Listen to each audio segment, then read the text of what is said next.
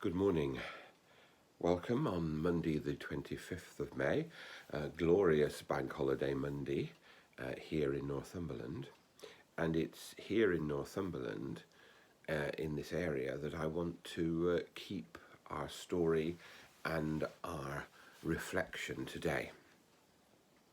I guess everybody knows where Durham is. It's a popular city, people like to go there. And Durham is dominated by the majestic and marvellous cathedral that is there on the hill above the river with its magnificent pillars. And it's a very important Christian site. The bishops of Durham were the last of the prince bishops, the bishops who not only had religious power but had secular power in their areas. But I don't want to talk about a bishop. I want to talk about a saint whose remains, whose shrine, is in the cathedral at Durham. And there are two important saints, well, three you could say, whose remains are there. First, there's Cuthbert, who is, of course, belonging to us up here in Sea Houses and North Sunderland, because the Farne Islands where he lived are just in sight every morning. But he's buried in Durham, so Durham is his centre of his shrine. There are remains of St Oswald, who lived just up the road in Bamborough. And then there is the shrine of the Venerable Bede. And I'm coming to the Venerable Bede because it's his day today. And he is rightly highly regarded. In the Church of England, we say he's only a minor festival. I think that's unfortunate, because he is a saint who is venerated not only in the Anglican Church, in the Church of England, but he's venerated in the Roman Catholic Church, and he's venerated in the Eastern Church as well.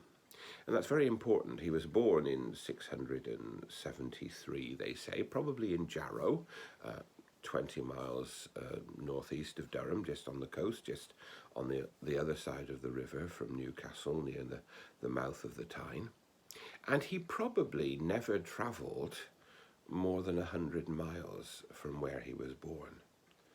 He went to Lindisfarne up here, and he went probably as far south as York.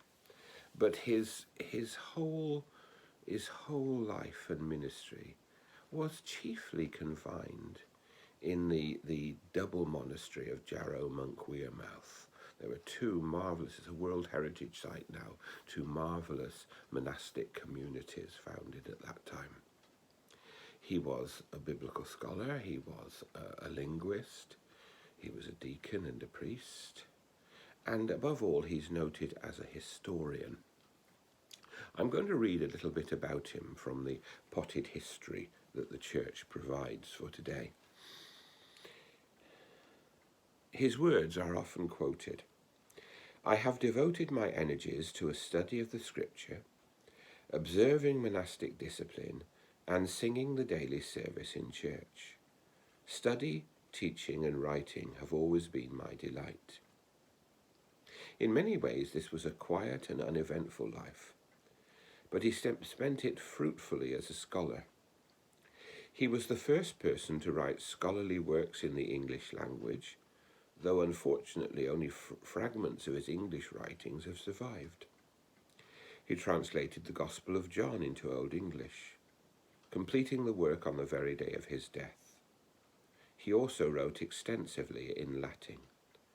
He wrote commentaries on the Pentateuch, the first 5 books of the Bibles, and other portions of Scripture. But it is not as a theologian, but as a historian, that Bede is best remembered. His magisterial ecclesiastical history of the English people was completed in 731 and remains in print today. It is one of the most important sources for the early English history. And fortunately for later historians, Bede was scrupulous in the use of sources, which are clearly identified, as well as showing an attitude well in advance of his time, in distinguishing clearly between fact, hearsay, and legend. In a credulous age, Bede showed a healthy caution in not believing all that he was told was true. The book is a history of Britain up to 729, beginning with the Celtic peoples who were converted to Christianity during the first 3 centuries of the Christian era, moving through the Anglo-Saxon pagans and their subsequent conversion by Celtic missionaries from the northwest and Roman missionaries from the south and east. He was scrupulous in not always believing what he was told, but analysing what was given to him. And he made a distinction between what we might call propaganda and truth. And that's why what he writes is still trusted all these years later.